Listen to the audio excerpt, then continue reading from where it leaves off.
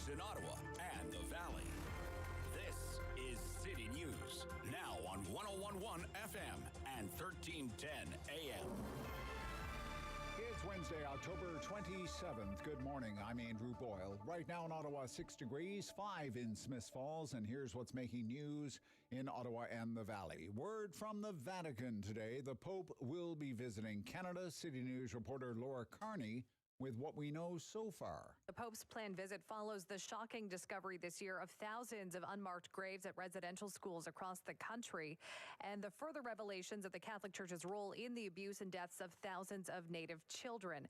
In a brief statement today, the Vatican said the Canadian Conference of Catholic Bishops had invited the Pope, partly in the context of reconciliation with Indigenous peoples, and the Vatican says Francis has indicated his willingness to visit Canada at a date to be determined. Now, due to the amount of time required to organize an overseas papal visit, it's not likely this will happen this year. A few months ago, Pope Francis agreed to meet in December with Indigenous survivors of Canada's notorious residential schools amid calls for a papal apology for the Catholic Church's role. At that time, the Bishops' Conference said the Pontiff had invited the delegations to the Vatican and would meet separately with three groups: First Nations, Métis, and Inuit during their December 17th to 20th visit. So it's likely that those visits will still continue. But again, now we are hearing the Vatican confirming that the Pope will be visiting Canada likely sometime next year. Reporting live, Laura Carney, City News. City News time at 9:01. Now your forecast with meteorologist Jill Taylor. The average high is about 9 or 10 degrees. Will be above that today. The high 14. Most areas will clear out. Plenty of sunshine. Tonight, partly cloudy near 3. And tomorrow, sunshine near 12 degrees. For today, the high 14. And right now, 6 degrees in Ottawa. It's 5 degrees in Smiths Falls. City News time 9:02. The LRT has been out of service for nearly a month. The city believes it could be back by the end of the year, but RTG says it's hoping for some time before then in November. Proshka Gopalkista with the details. According to a new memo released yesterday, RTG says that it is hoping by November 29th is when we could see full service of the light rail system. However, the city believes that it will be at least by mid-December that the trains will be fully functioning. Steve Kanalakis, the city manager, says that with this November deadline, he hopes that at least 15 trains could be restored. He adds that a partial return to service is still planned for the first few weeks of November, which will run at least 7 trains. Later this week, Kanalakis says that test trains will also be running on the tracks, which will look at the correct operations of the trains as well as the infrastructure that was repaired. Pirishka Gopalkista, City News. City News time 9:03. City Council in Ottawa dealing with the official plan at this morning's regular meeting. The new plan for Ottawa's growth over the next quarter century includes the 15-minute neighborhood model. New communities built should be within a 15-minute walk or bike to the essential services. Also, the main libraries on the docket today with a new cost estimate some 65% over the original estimate. That was done back in 2016. Fire service budget and a comparison between LRT Phase 1, currently suspended, and construction of Phase 2. A couple of councillors asking for a review because many of the companies involved in the problem-plagued Phase 1 are also building Phase 2. The Special Investigations Unit in the province has invoked its mandate after a collision this morning. A police cruiser struck a pedestrian. The SIU says the incident happened about 8:30 last night near Merivale Mall. 26-year-old man in hospital with serious injuries. I'm Andrew Boyle for News Anytime. Follow up online at ottawa.citynews.ca.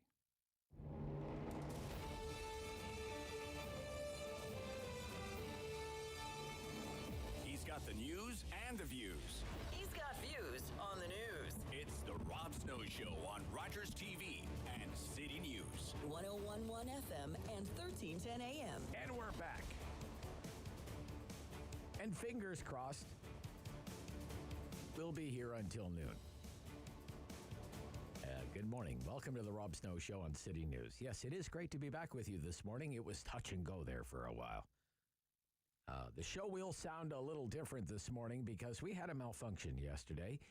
A key piece of equipment decided yesterday, I've had enough of working with you, Rob, and checked out and went to radio heaven.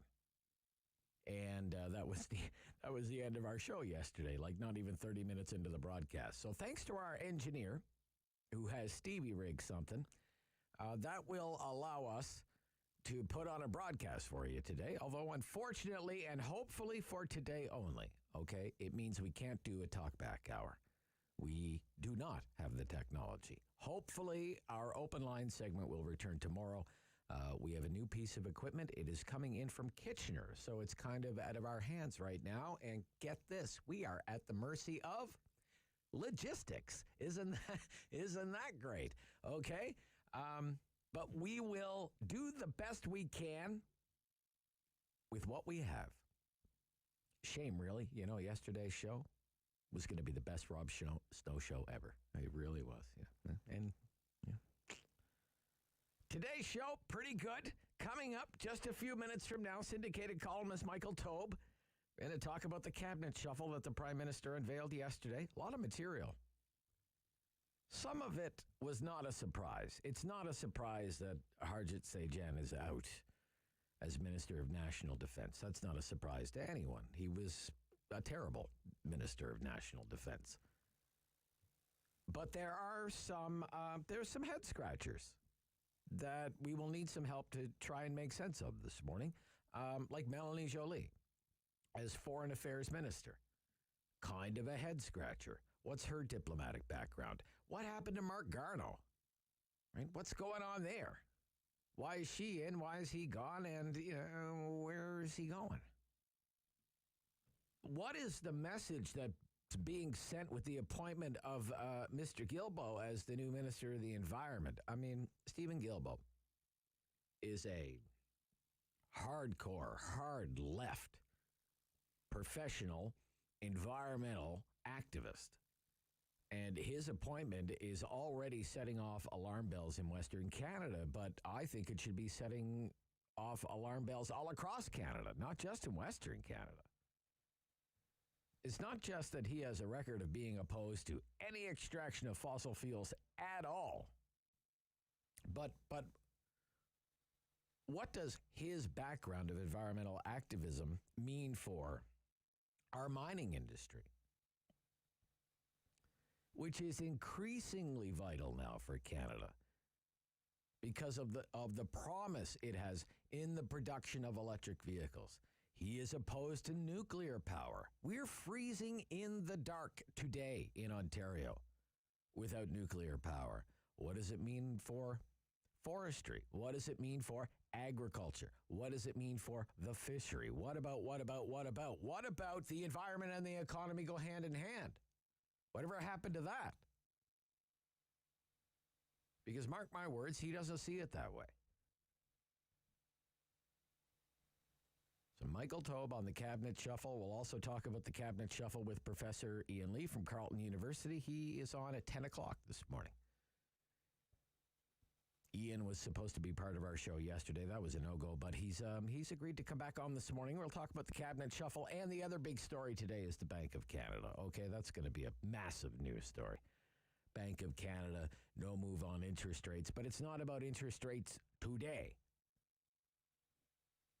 It's about interest rates by the end of the year, by the end of next year. It's about the outlook.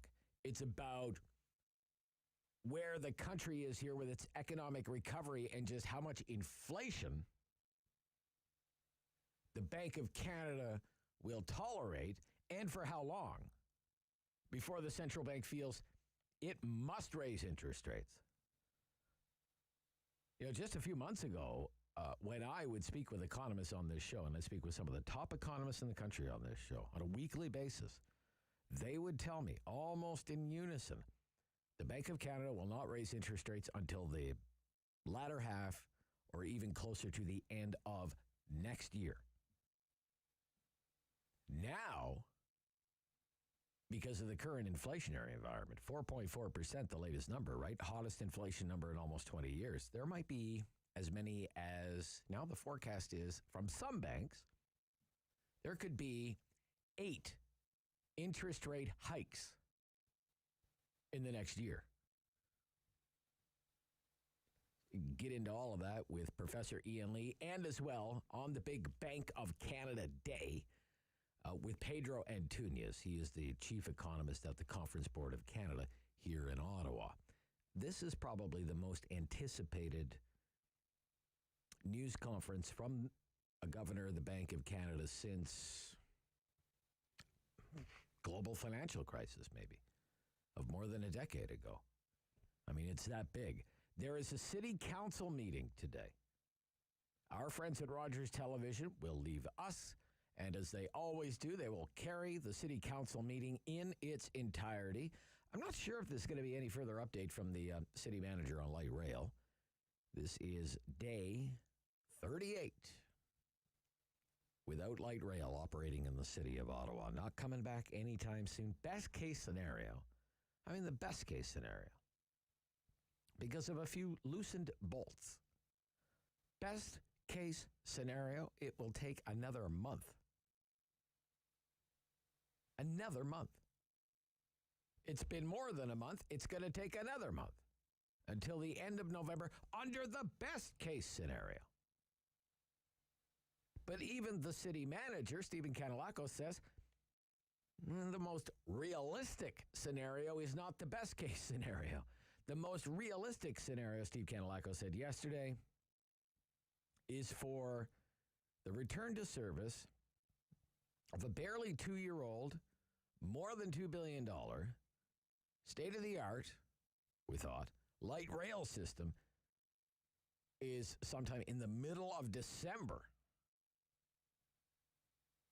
So if that is the case, the city will have gone without the centerpiece of its entire transit system for close to 3 months. And oh my goodness, the damage done to confidence in public transit in this city, which, let's face it, was already taking a beating because of all the previous problems with light rail. And then we had the pandemic, and who wants to be on public transit and share their ride during a global infectious disease pandemic, right? Not good. It's not the best case scenario. It's like the worst case scenario. We will cover that story for you today and much more, because that's what we do on the Rob Snow Show on City News.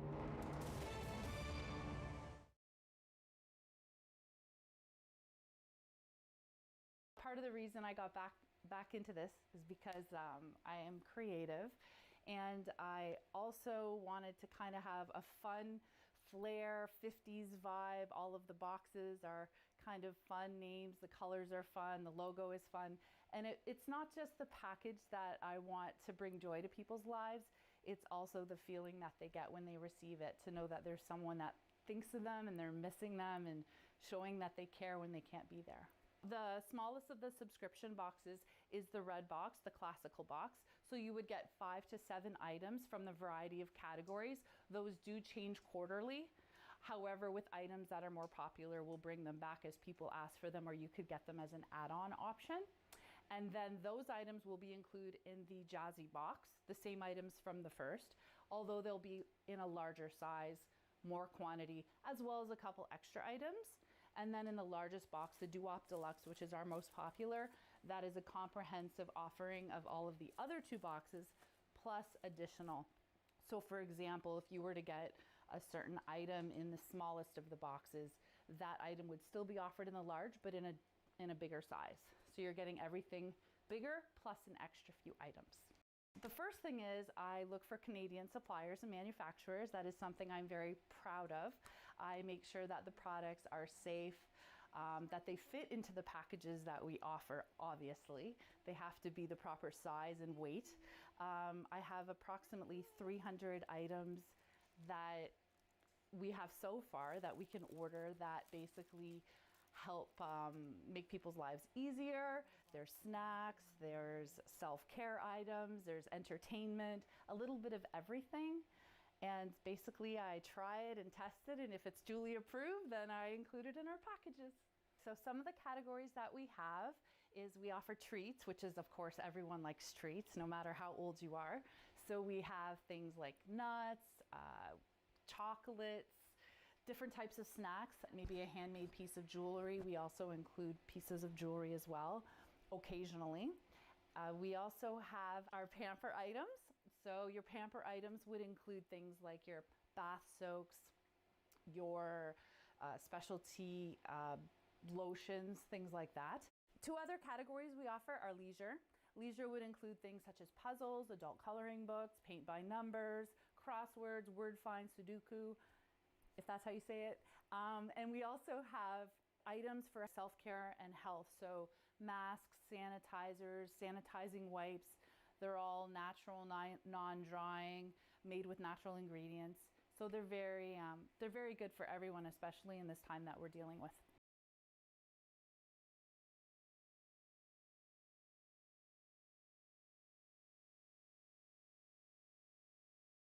The world is changing.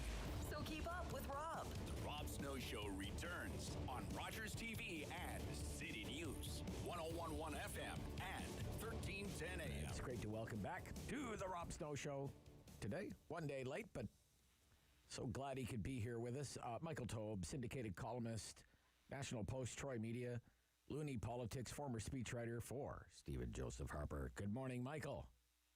Hey, Rob, how are you? I'm good. How are you? Not doing too bad. I'm well. good. It's great to hear from you. Thank you for coming on today. Greatly appreciate it. What is your reaction to the cabinet shuffle? Sorry, Rob. Unfortunately, I've got a little bit of transmission on my side. Okay. Let's try that again. Can you hear me okay, Michael? Not bad. Unfortunately, I got a little something on my side. Don't worry. So you were asking about the cabinet, I presume? Yeah, the cabinet shuffle. Just some reaction, Michael. Okay. Yeah, well, basically, the cabinet decision was quite stunning overall. And I think we can sort of look at it in the sense that, sorry, Rob, unfortunately, I got stuff in my ear. I can't catch you at all. Okay, that's no problem, Michael. We'll try and call you back, and we'll I guess we'll take a quick break again. I'm sorry about this, folks. Yeah, okay. We'll try and sort things out. Again, this is what happens. It's live radio, and it's been, in a year and a half of pandemic live radio, it's amazing that, this is the only thing that's really happened to us, is that we've had problems for a day and a half with our phone system. If we manage to get this sorted out, we will also be speaking this morning from Winston Wilmont. President of that firm there is Chris Day, longtime political analyst and former journalist as well. He'll join us to talk about the cabinet shuffle and everything else that's been going on in federal politics these days, some of the big issues as well. Mentioned Pedro Antunes. He is the chief economist at the Conference Board of Canada. Professor Ian Lee from the Sprott School of Business at Carleton University. As well, on a Wednesday, we would normally be joined by Bruce McIntyre. And Bruce is our longtime Ottawa Valley correspondent. He reports for the Eganville Leader, but also does some work for City News Ottawa. He had a story at ottawa.citynews.ca just yesterday. Rachel Wilson is CEO of the Ottawa Food Bank, and we want to talk to Rachel because if you think about your own grocery bill for your own family at home, you can imagine what the current cost and rising prices for food is doing to the folks for the Ottawa Food Bank, where they have a massive grocery bill. They can save some money because they are buying in bulk. That's why the Ottawa Food Bank loves to have cash donations, but it has to be hitting the Ottawa Food Bank. But we'll ask the CEO of the Ottawa Food Bank, Rachel Wilson, and Pat Aguccione on City Council Day. He is the managing editor of Your Community Voice newspapers. Pat had a long career working in corporate communications for the city of Ottawa, and also worked in the mayor's office for a mayor of Ottawa. That mayor was Larry O'Brien. But it's 9:19 now, and we'll be right back on the Rob Snow Show. Apologies once more. This is City News.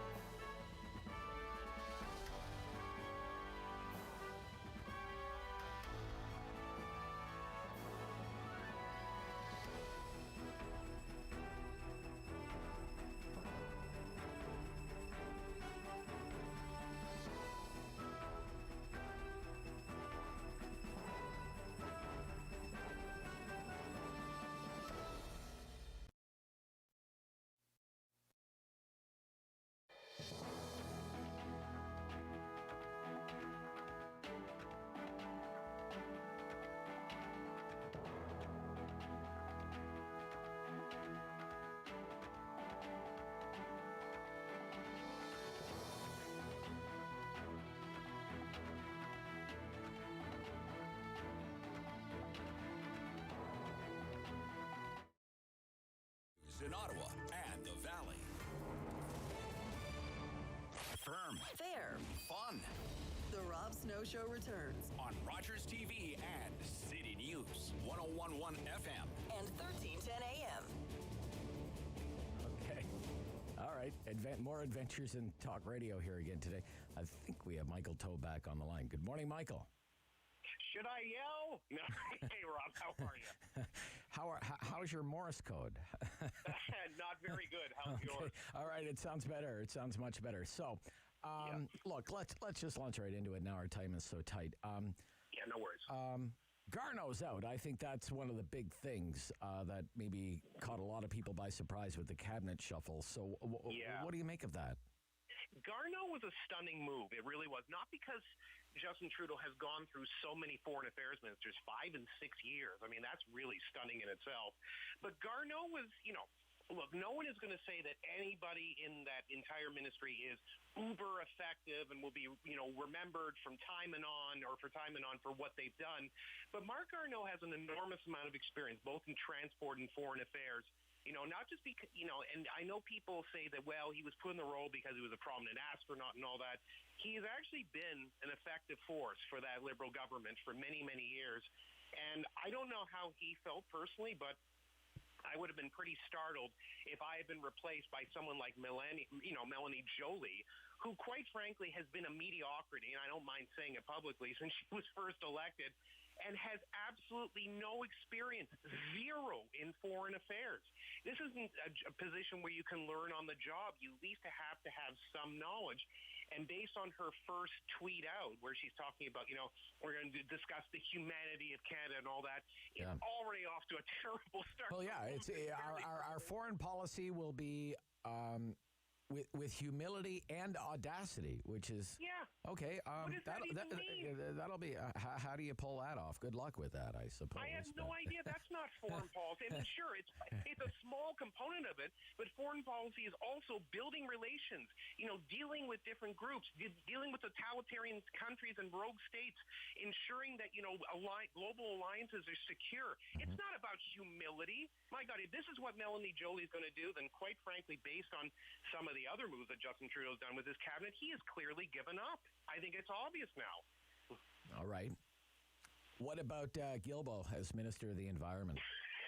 You put an ex-Greenpeace director in the environmental position. Oh, my God. Now, look, obviously he knows the environment. No one's questioning that. But he takes a position that is so hardcore and so hard left on many issues that, the problem is with the environmental ministry, or being the minister of the environment, you need to have a deft touch when you're talking about these issues. Not because, obviously, the Trudeau government is uber fascinated with green policies and green politics. We know they are. But you also need to sell people on ideas. And based on the way that Mr. Gibault handled all the discussions with the internet and possibly, banning certain sources or restricting certain sources, and then he had to walk back his messaging.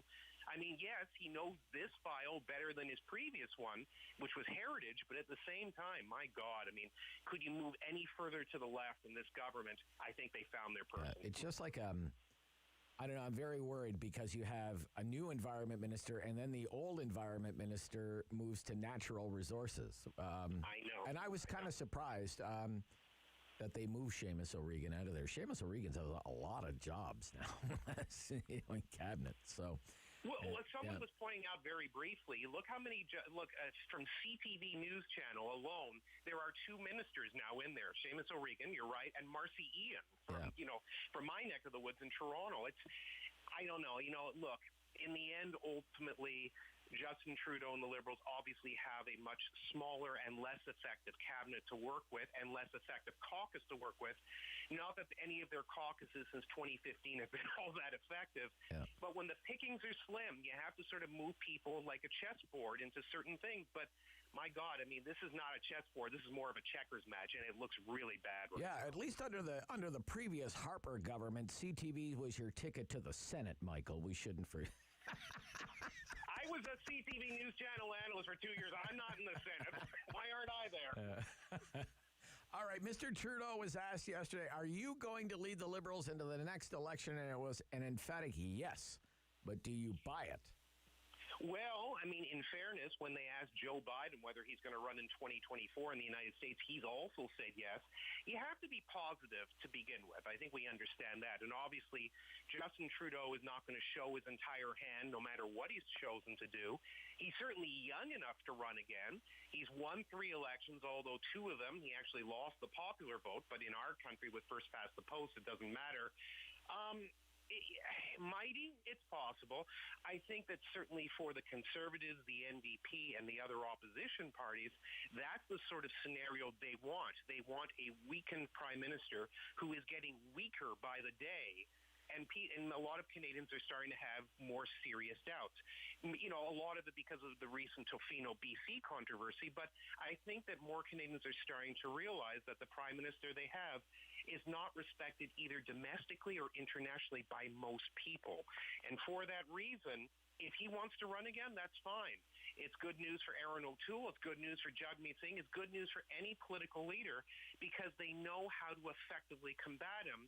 It's just a question of can they beat him, and that's still a bit of a trick. Okay. Michael, you're a very patient man. Thank you so much for today. Glad we could connect. Care. Yeah, bye-bye. Michael Taube, syndicated columnist. Chris Day, President Winston Wilmont. More cabinet reaction next on City News.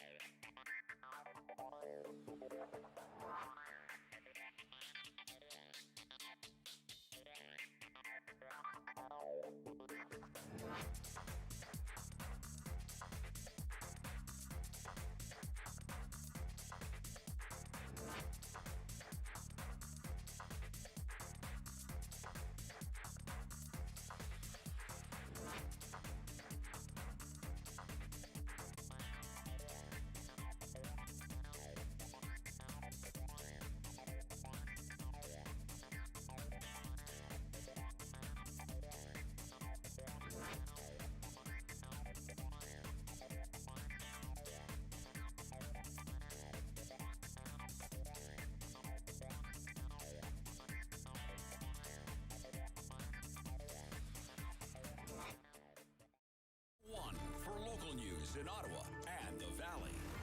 This is City News, now on 101.1 FM and 1310 AM. It's Wednesday, October 27th. Good morning. I'm Andrew Boyle. Right now in Ottawa, 7 degrees, Smith Falls 6. Here's what's making news this hour. The Pope is coming to Canada. No firm date revealed by the Vatican, but it does say this morning the Pope accepted an invitation in the context of the long-standing pastoral process in reconciliation with Indigenous people. This is in addition to the meeting at the Vatican that involves the Pope, Indigenous, Métis, and Inuit people scheduled for December 17th to the 20th. An Ottawa police cruiser struck a pedestrian last night near Merivale Mall, the Special Investigations Unit invoking its mandate in this case. The investigative body says it happened about 8:30 last night. The man taken to hospital with serious injuries. Ottawa Public Health says a recent sporting event and social gathering resulted in 26 people getting COVID-19 in 23 days. OPH says if you have any COVID symptoms, stay home. Make sure you get tested. COVID cases can only be reduced with vaccinations and early testing. City News Time, 9:35. I'm Andrew Boyle for News Anytime. Follow up online at ottawa.citynews.ca. He's a pillar of community opinion.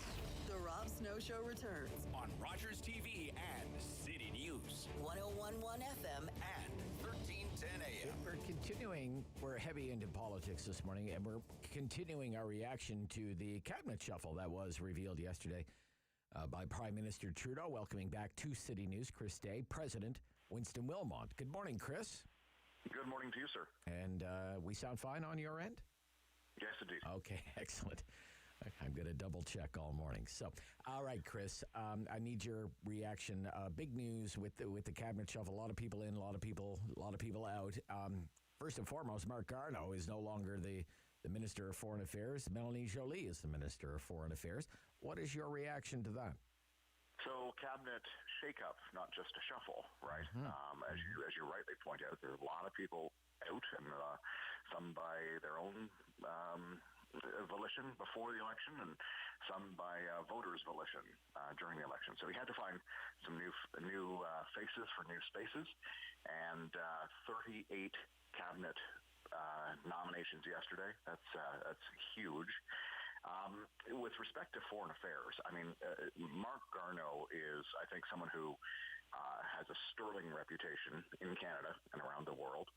He is, by all I think, evidence, a very serious and accomplished individual, someone who would be taken seriously on the world stage. And I'm hearing that he may be up for some sort of diplomatic appointment somewhere. The ambassadorship to France, for instance, is available. But I think you'd be hard-pressed to match CVs between Madame Joly and Mr. Garneau. It makes you wonder how all of that came to pass, though, doesn't it, Chris? Oh, I don't think so. You don't think so? I think PMO can trust Madame Joly to say whatever they would like her to say. Right. And that is, I think, something that was valued in most of the people that were named to cabinet yesterday, positions to which they were named. Right. But how do you? But I don't quite follow how Mark Garneau would be impacted by all of that. It's not as though he was one to, like not play nice in the sandbox to me. No, but I'm guessing that Mark Garneau has opinions. Okay. And some of those opinions may or may not jive fully with opinions that are held in the Prime Minister's office.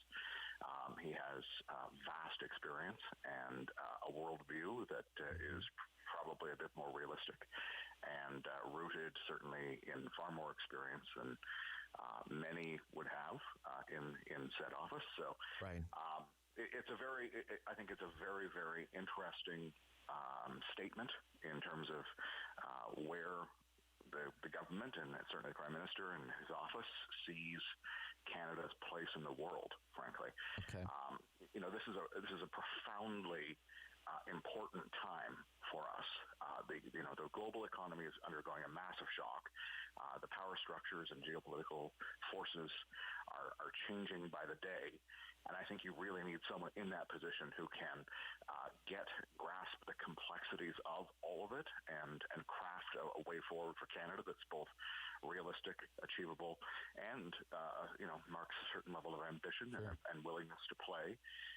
And I just don't see that from Madame Joly and her track record to date. Okay. I mean, you used to work with John Baird, right, Chris? Exactly. John Baird was a Minister of Foreign Affairs. How long was he Minister of Foreign Affairs? Do you know? Do you remember offhand? Or he was Minister for almost four years. 4 years, okay. This government has had, 5 foreign ministers in 6 years? Indeed.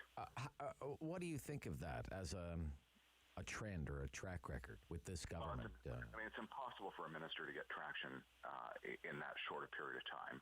If you've only got, a matter of months on the job, you're, in some cases, you're still learning where the bathrooms are. It really is, I think, a statement in terms of, where the government sees the international brand being, and that's certainly with the Prime Minister. Okay. That there is a foreign affairs minister. His name is Justin Trudeau, in other words, right? Sure. Okay. Mr. Guilbeault becomes the Minister of Climate Change and the Environment. What do you think of that move? Well, I happen to think that is another expression of where this government intends to go. And frankly, I think the son is not too far different from the father in this case, right? That is a total thumbing of nose to Alberta and its and oil producing regions across the country, I would argue. Okay. It is certainly an expression of of the government's intention to go further faster on climate change mitigation and policies. And, I think John Ivison in the National Post has a very good column about the potential dangers of putting activist ideologues in portfolios that everyone should read. Yeah. Don Braid has a heck of a column in the Calgary Herald about this appointment and how it's going over in the West today as well. And it's if the National Unity File wasn't complex enough. Well, right? This really does some pokes Alberta right directly in the eye. Okay, let's talk about the big local appointment. There was a lot of speculation about who the quote-unquote Ottawa minister would be, or whether there would be more than one Ottawa-based cabinet minister. There's only one. It's Mona Fortier, the Ottawa-Vanier member of Parliament, becomes the president of the Treasury Board, which in this town is a big, big job. So congratulations to her, wishing her well in that position. But she has a lot on her plate now, doesn't she, Chris Day? Well, she does indeed, and it's a fraught position for anyone from the National Capital Region. John Baird was also Treasury Board minister, you may recall. Yep. And it's not an easy job for anyone who has the multiple constituencies to tend to, whilst also representing a National Capital Region seat. So, indeed, best of luck to Madame Fortier. She's clearly someone that the Prime Minister's has the Prime Minister's trust. He has relied on her to build his election platforms in 2019 and 2021 now. So, he's clearly got a lot of confidence in her, and she's a fantastic individual. I would, however, point out that the cast of Canada AM now has more representation in the federal cabinet than the 1.4 million people that live in Ottawa-Gatineau. So I think that is a very challenging problem for Ottawa. Yeah. It's funny. Michael Taube just said pretty much the same thing just before you were on. The CTV is the ticket to cabinet, and I did find it striking that you've got two former morning show hosts, right, from the same program at the same era in cabinet, and frankly, I think an overrepresentation of Toronto and Montreal at the expense of Ottawa, Gatineau, Southwestern Ontario. Well, 519 doesn't have a single cabinet minister in all of Southwestern Ontario. All right, so yeah. And, the Saskatchewan doesn't, the North doesn't, listen, Toronto, Hamilton, the greater Toronto, Hamilton area, critically important to the future economically of this country and all of that, I get it. They've got 20% of the population. They now have 37% of the cabinet seats. Okay. I'll ask you this question as well. Mr. Trudeau was asked yesterday, is it your intention to lead the Liberals into the next election? He said yes. It sounded definitive, but do you buy it? Do you believe him when he says that? I believe that is his current intention, yes. You do? Okay. All right. I mean, always with that. Well, it's not snowing yet. It's not snowing yet, Chris, so. Precisely. People become contemplative when it snows. Also, yeah. It's also that it's not always within a leader's own purview, right? It's not solely their decision as to whether or not they want to stay or go. And certainly, I think that the choices that the Prime Minister's made in terms of who he puts on the front benches, and that all of that brings, and the tone that he's going to set going into Parliament, and who he's got managing critical files will be determinative of whether or not he's able to lead the party into the next campaign. They've lost popular vote every single one of the last elections. They lost the popular vote nationally last time, and were vaunting in the media afterwards that they got just enough of the eligible vote to get the seats that they did. So, these are not ringing endorsement elections for the Prime Minister, and I don't think his personal brand is where it was. So we'll see what the next few months bring, and whether or not that is in fact what happens heading into the next campaign, whatever that is. Hey, Chris Day, great to connect this morning. Thank you so much for your insight. Always a pleasure, Rob. Yeah, Thanks. bye-bye. Chris Day is the president of Winston Wilmont. All right, from all the cabinet speculation and reaction to economics, and it's a big day for the Bank of Canada. Not so much what it will announce on interest rates, because nobody's really expecting it to do anything on interest rates today. It would be a stunner if it did. It's all about what the future holds for inflation and interest rates. So we'll get you ready for that with Pedro Antunes. He is the chief economist at the Conference Board of Canada. This is the Rob Snow Show on City News.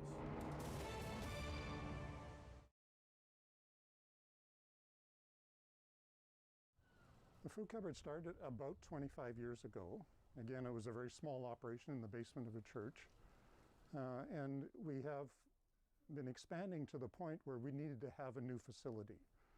So in discussion with the city of Ottawa, and Jan Harder, the local representative here, we came to this location, which is about 2,000 square feet, located in the Walter Baker Center.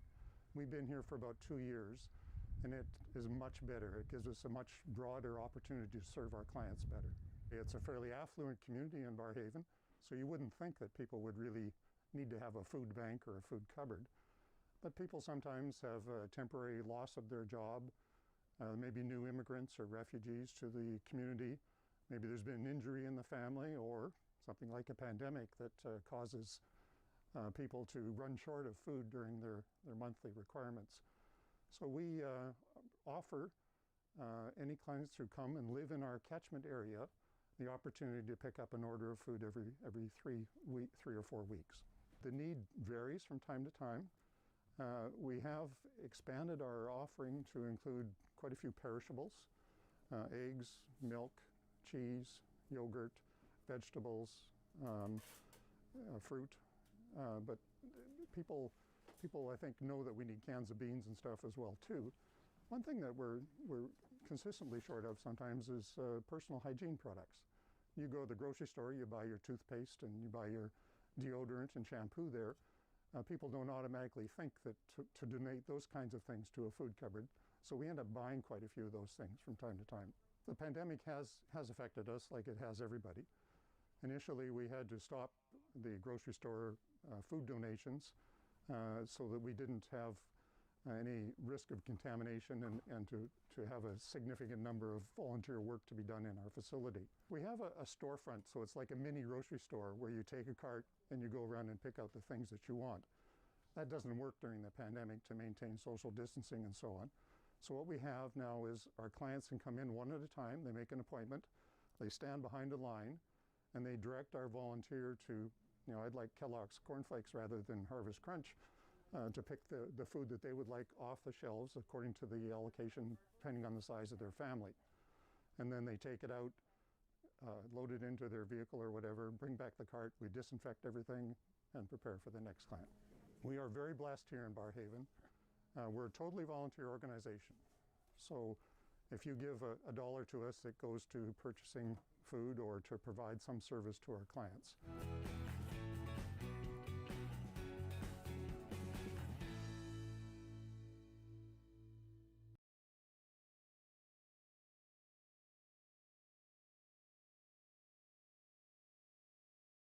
He's the opinionated Ottawa icon. The Rob Snow Show returns On Rogers TV and City News. 1011 FM and 1310 AM. Okay, big announcement expected from the Bank of Canada any moment now, really, on interest rates. Nobody expecting really any big moves on interest rates, but it's about the outlook for interest rates and now inflation. As we welcome back Pedro Antunes, he is the chief economist at the Conference Board of Canada. Good morning. Good morning, Rob. Hey, it's very nice to hear from you again, Pedro. Thanks so much for taking the time today. What are you expecting on interest rates today from the Bank of Canada? Well, I think, as you just mentioned, probably we're not expecting to see a move there at all. In fact, what we'll probably hear from the bank is that they're going to ease up on that quantitative easing. They're currently purchasing $2 billion a week in essentially bonds from the Canadian government. We expect to see that drawn down to $1 billion a week. So we're still very much stimulating the economy. Not only are interest rates at record low levels, but we're also continuing to buy bonds, or the bank is continuing to buy bonds, to keep those long-term rates low as well. In other words, keep that yield curve flat.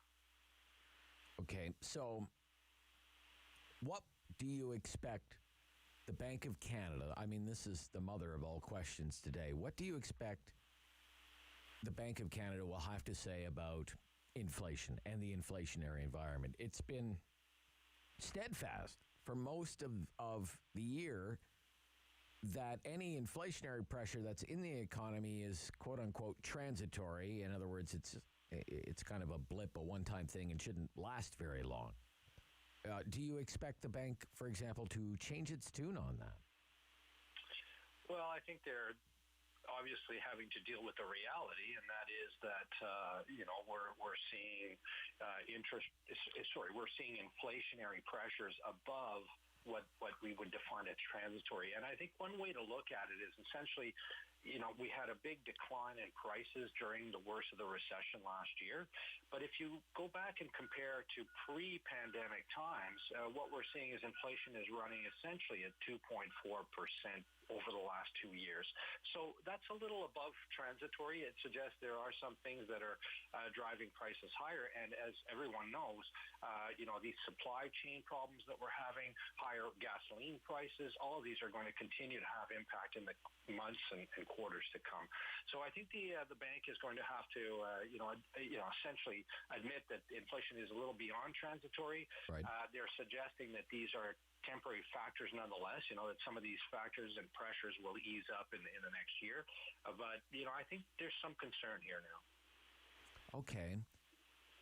So what could that mean for, say, the time frame over the next, 12 months or so when it comes to monetary policy and interest rate hikes? A lot of economists, I believe you included, Pedro, didn't forecast any interest rate increases until well into the latter half of next year. Is that time frame has to be reassessed now? What do you think? Well, I think the bank is still wanting to be careful about when they remove the monetary stimulus. The economy is certainly not back to normal. We want to see, especially we'd like to see, businesses invest a lot of that cash that they have in hand. But this is going to be challenging times for central banks. I think the first thing we need to see is that quantitative easing stop. Right. We are going to see interest rates come up on the longer end. We've already seen bond yields and, essentially interest rates that affect mortgages and households come up already. So there is some of that happening in terms of, easing up a little bit on the gas pedal with respect to the long end or interest rates on the longer yields. So, it's a tough question because, the bank has to deal with its credibility as well. It's said that this is transitory and temporary. It doesn't want to react too quickly and lose that credibility. Right. But on the other hand, we are starting to see, I think the concern here is if we start to see, essentially companies in Canada start to increase prices and at the same time increasing wages, that is when you start to see this kind of more, how should I say, inflation being more built into the economy, and that's a concern for the bank. Okay. The hundreds of billions of dollars that Canadians now have stashed away in bank accounts across the country. The last figure I saw, it's like $700 billion, Pedro. Mm-hmm. What do you expect to happen with that? How is that going to be deployed? Is it going to, for example, pay down debt? Are we going to go on the mother of all spending sprees?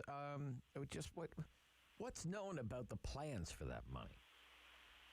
Well, that's interesting. I'm not quite certain about how much is. We do know that households stashed away about $210 billion extra last year. That was in 2020. There's going to be another, record savings year in 2021. And this is because, household incomes have been really well supported by a lot of the federal subsidies. at what's happening in Canada has happened in many developed economies across the world. And I think what we're seeing, in fact, with higher inflation, is this kind of demand surge with all of the stimulus that's in the system and supply not being able to keep up. And I think this is part of the problem with, essentially this very loose monetary and fiscal policy that we've had. What we're seeing now is prices coming up and naturally eroding some of that savings that we have in the system. So this is the concern. I think we've already seen a lot of that erosion happening in real estate markets. Right. You talk about that $700 billion. I think a lot of that has gone into housing, and housing is just essentially inflationary pressures that we've seen in residential markets. So you're not buying any more housing. You're just spending more on the same house. Right. Okay. Mm-hmm. But I do wonder how prepared or how resilient Canadians will be if, say, interest rates are a point higher this time next year or 1.5 points higher next year. Is that something that Canadians will be able to handle, do you think, for the most part, Pedro? Well, I mean, I think, the mortgage stress test that we have currently in place, I think they're pretty solid. Most households are getting in, very deep in terms of debt, but they could manage a small increase in interest rates. And the equity building up in homes is very solid as long as we don't see, a major.